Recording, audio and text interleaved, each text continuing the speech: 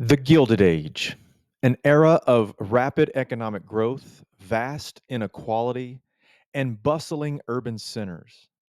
But behind the dazzling wealth and booming industries lay something far more troubling: poverty, injustice, and the simmering threat of unrest.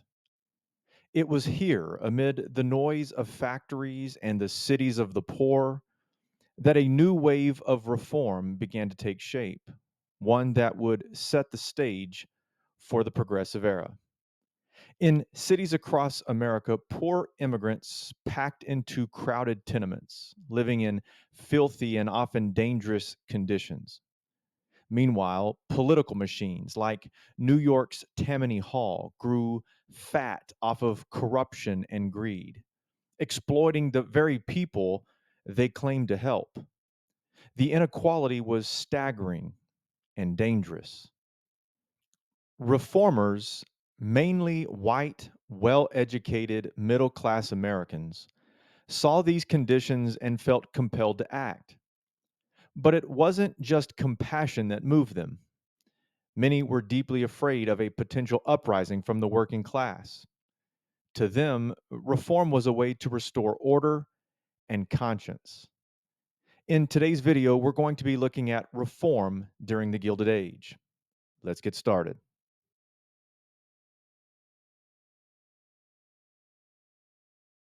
Not everyone agreed with the slow pace of reform.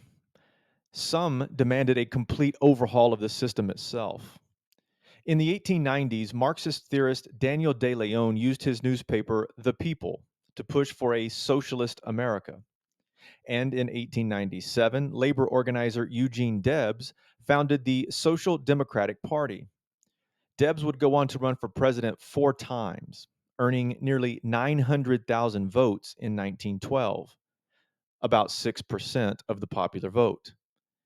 That was a stunning achievement for a third party candidate. Others, like journalist Henry George, believed the answer to inequality lay in taxation. His book, Progress and Poverty, published in 1879, argued that the wealthy should be taxed so their riches could be redistributed. It became a massive bestseller with 2 million copies sold by 1905. His ideas would later influence the creation of the 16th Amendment in 1913, which introduced the federal income tax.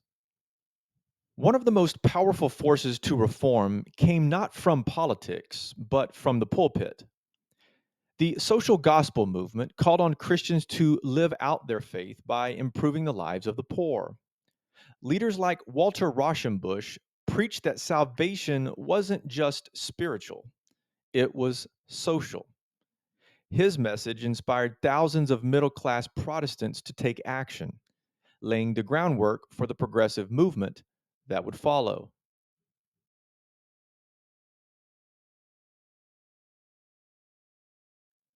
While reform movements grew, so too did the role of women in American society.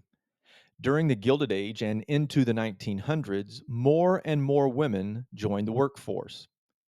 In 1880, about 2.6 million women were employed. Just a decade later, the number hit 4 million. By 1910, nearly 8 million.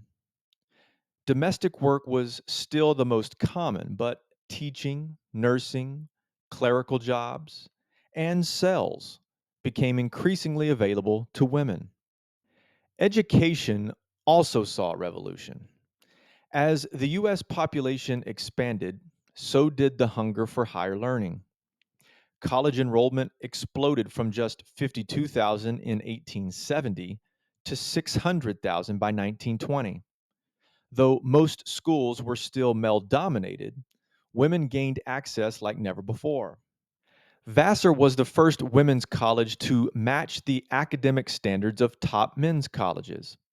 Smith went even further, setting identical admissions standards. And in the South, Atlanta University, now Clark Atlanta, became the first HBCU to admit women. By 1900, 8 women had graduated from the institution. By the end of the century, women made up more than a third of all college students. Still, education and work didn't guarantee political power. Despite their growing presence in public life, women were still denied the right to vote.